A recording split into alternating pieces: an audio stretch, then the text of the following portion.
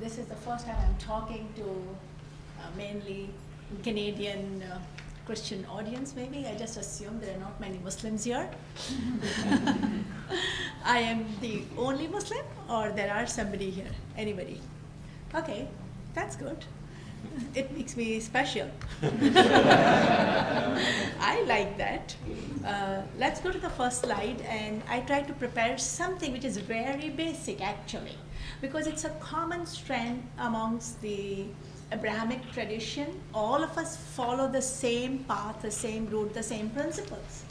It's one God who created man, and man is his greatest of creation. In Islam we call it the crown of creation, Khalifa. The word is Khalifa, the crown of creation.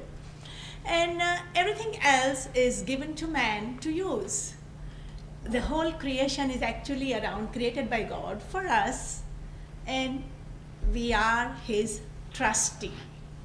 That's a common paradigm amongst all Abrahamic tradition.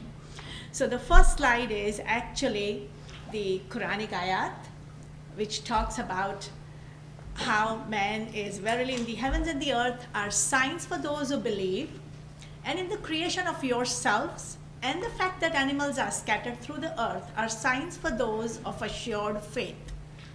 And in the alternation of day and night, and that fact that Allah sends down sustenance from the sky and revives therewith the earth after its death, and in the change of the winds are signs for those who are wise. So these are all signs around us, nature, which reminds us of God, our Lord, and there are signs within us. So we are like a microcosm and the macrocosm. That's the concept that we work with. Next slide, please. The concept which is fundamental to Islam is Tawheed. It's an Arabic word, but it means oneness of God. He is the one who is there. If there is, it is He. That's it. Everything else is coming and going. It's only Him. So we are there for a temporal period. Everything is changing, everything is moving, and we will all return to Him. This entire production that we see around us is all produced by Him, belongs to Him, and is His domain. Man is a crown of creation and as a trustee. Next slide, please. We have the power only to the extent that God has given it to us. We are His representative to this earth because we are uniquely endowed with intellect and freedom of choice. So we have the power to the extent God has given it. It is only men to whom the angels are commanded to prostrate themselves. That's what Quran says. Man is the crown of creation because the angels bow down to him. And that was asked by God for us.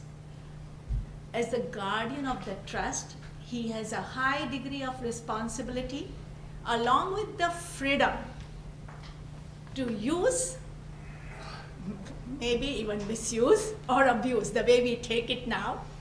But that's the man who has the responsibility to take care of this creation because it's only a trustee. And we know what's the responsibility of a trustee. It's just how we look at it. So the problem is that because we have the power, we can use it the way we want it. Next slide, please. When he forgets the responsibility of the trust and instead takes full and destructive advantage of the power conferred upon him, the other side of his superiority takes place. It's a very subtle concept. I'm sure all of you understand it, know it very, very well. We become the crown of creation only when we submit. It's a very thin line there. We don't become a crown when we become superior. And that's where the whole problem lies as to how we follow that concept, how we work at it. So when we take into superiority, we kind of become demigod because he has the spirit of God within him. he now deems to set himself up in rivalry to God, because we have all that God has. So we can do that and try to become demigod, ruining the environment. Next slide, please. So the real issue is the positioning of man. How do we position ourselves? You know, we cannot do justice if we do not position ourselves correctly as a human being. It's a matter of perception, right? If I am sitting here, I can see that side. If I'm sitting there, I can see that side. If I'm sitting there, I can see this side. So it's a whole understanding the perception, how we position ourselves.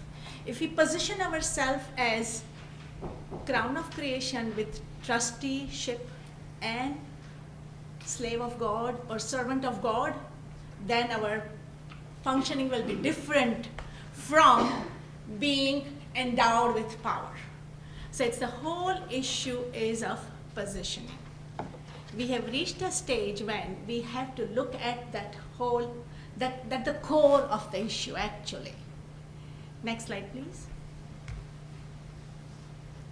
Now we come to something which is action oriented. In Islam, it's understood Islam is a way of life. This world and that world is not separate. It's one. It's how I lead my life gets me to that world. It's not just prayers. Prayers are a part of it. But actions, it's a way of life. Actions. What am I doing? How am I leading my life on day-to-day basis? And that's why these little things that we are talking about here are very important. We may just feel that I'm just a nail doing this one thing, but that's an important thing that is pertinent to me. We will talk about here the AKDN, which is actually an acronym. The full form is Aga Khan Development Network. When you said network, it's the network. The Aga Khan Development Network has been existing for more than half a century now.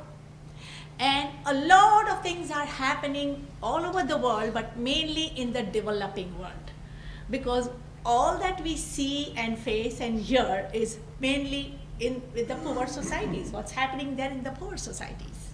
So main functioning is that, of course, we have something here as well coming up at North York, which is the Aga Khan, the Ismaili Museum. And it's a 17-acre of land, basically just one building, but 17-acre of land just for the green patches that we need to see in Toronto. So there's a Prince Sadruddin Aga Khan Fund for Environment, which is working with rural poor with a lot of actions like biogas stores and watershed management and reforestations and those kind of things happening all the time. They have taken over the Bellary Foundation, and so it's working. If we want to see anything, just go into Google AKDN, you type AKDN and you'll get that. Tons of activities. There is international scholarships. Of course, we have to educate and we have to create the intelligentsia. So there's international scholarships given to students from all over the world. There are programs conducted for students. I was just talking to a participant here. The impact that we create is with the children, next generation. We don't have to teach when they grow up if it's done at the right time.